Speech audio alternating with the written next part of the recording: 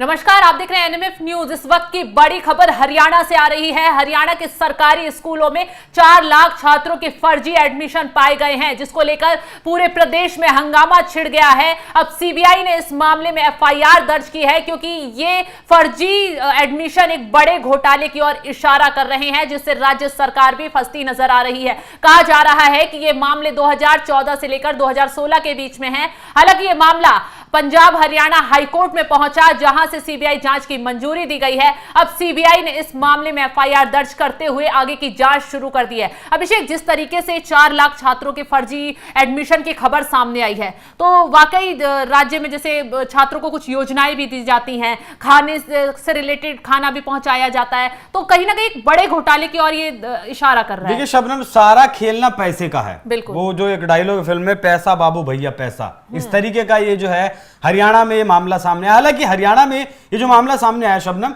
ये सिर्फ हरियाणा से सामने नहीं आया है। अब देखती होंगी कि तमाम मदरसों से इस तरीके की चीजें सामने आती हैं कि छात्रवृत्ति लेने के लिए, मान लिया किसी मदरसे में 50 छात्र पढ़ते हैं, 100 की वहां एंट्री दिखा दी, बाकी 50 का जो सरकार से पैसा आया उसको अपनी जेब में रख लिया। ऐसा ही हर प्रदेश में, तो बहुत बड़ा होता है। ऐसा ही हर प्रदेश में शबनम, हर सरकारी स्कूल में ज्यादातर जो है प्रदेश में, वो उत्तर प्रदेश हो, महाराष्ट्र हो, मध्य प्रदेश हो, बंगाल हो, कहीं भी हो, छात्रवृत्ति पाने के लिए स्कूल के जो अधिकारी होते हैं वो इस तरीके की घटनाओं को जो है अंजाम देते हैं। तो मैं आपको बता दूं, जो आपने बताया 2014 से 16 के बीच 22 लाख छात्रों का एडमिशन दिखाया गया, लेकिन 2 साल बाद ही अचानक से ये आंकड़ा गिरने लगा। अब आंकड़ा गिरने लगा, छात्र कम होने लगे, तो कहा गया कि छात्र पढ़ाई छोड़ रहे हैं। इस पर जब एक स्कूल की जांच की गई तो पता चला कि वहां एक स्कूल की जब जांच की गई तो एक एग्जाम्पल के तौर पर अगर लें, उस स्कूल में अगर 500 छात्र दिखाए गए थे कि यहाँ 500 छात्र पढ़ रहे हैं, तो वहां सिर्फ 250 ही थे।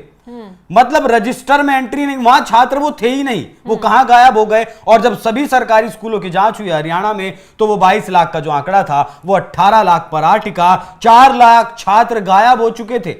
कहां गए 4 लाख छात्र? जब इस चीज की जांच हुई तो पता चला कि 4 लाख छात्र असल में गायब नहीं हुए, 4 लाख छात्र असल में थे ही नहीं।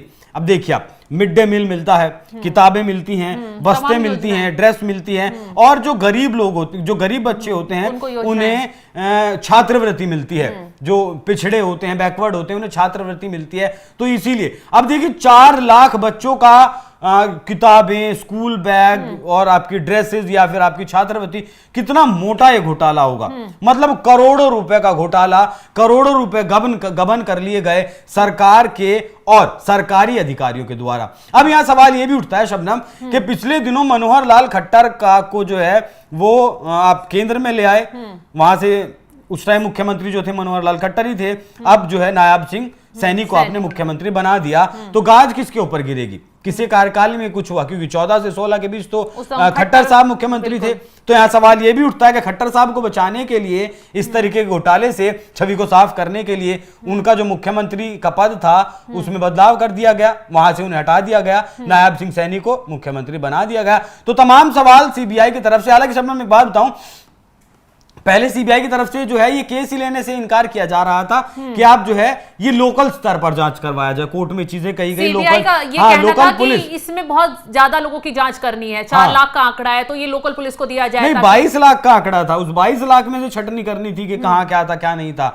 लेकिन उसके बाद कोर्ट का जो आदेश आया, सीबीआई की इसमें जांच हुई और फिर ये मोटा घोटाला हरियाणा में निकलकर सामने आया। और अगर देश के सभी सरकारी स्कूलों की जांच हो तो आपको पता चलेगा, अगर इस देश के सरकारी स्कूलों में 1 करोड़ छात्र दिखाए जा रहे हैं पढ़ते हुए, तो वहां वो आंकड़ा 80 लाख या 70 लाख का ही मिलेगा। हर जगह, बहुत जगह इस तरीके के हाल ही में शिक्षा मंत्री धर्मेंद्र प्रधान को हरियाणा चुनाव का प्रभारी भी बनाया गया, और जैसे ही धर्मेंद्र प्रधान हरियाणा पहुंचे तो उन्होंने कहा भी कि यहाँ गरीबों को, वंचितों को अच्छी शिक्षा दिलवाई जाएगी, उनका विकास के लिए काम किए जाएंगे, उन्हें आगे बढ़ाने के लिए तमाम योजनाएं चलाई जाएंगी। लेकिन जिस तरीके से बीजेपी ने वादे किए, दावे किए, और अब ये फर्जीवाड़ा बड़ा सामने आ रहा है। 4 लाख का आंकड़ा बहुत होता है, 4 लाख छात्रों के गायब होने का, फर्जी तरीके से उनके एडमिशन दिखाने का, तो कहीं ना कहीं इसकी जिम्मेदारी बीजेपी को लेनी पड़ेगी। और अभी तक बीजेपी की तरफ से इस मामले पर कोई बयान सामने नहीं आया है, तो जिससे विपक्ष भी इस मुद्दे पर बीजेपी को घेर सकता है।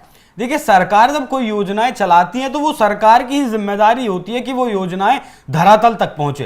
एक बात तो बीजेपी बड़ी अच्छे से प्रचारित करती है कि खुद राजीव गांधी कहा करते थे, अगर सेंटर से दिल्ली से 1 रुपया चलता है तो गरीब के पास 20 रुपया पहुंचता है। जब आपको इस चीज का पता है कि ऐसा होता है और आपने चीजें ऑनलाइन भी की हुई हैं, डायरेक्ट खाते में आप पैसा दे रहे हैं, उसके बावजूद भी अगर इस तरीके की अनियमितताएं हैं तो गौर कौन करेगा? इस चीज पर गौर कौन करेगा? सरकारी गौर करेगा। सामने आया है जब नीट का पहले से देश में हंगामा छिड़ा हुआ है। नीट का पेपर लीक हुआ, नेट की परीक्षा रद्द कर दी गई, छात्र 24 लाख छात्र नीट के और लाखों छात्र नेट के।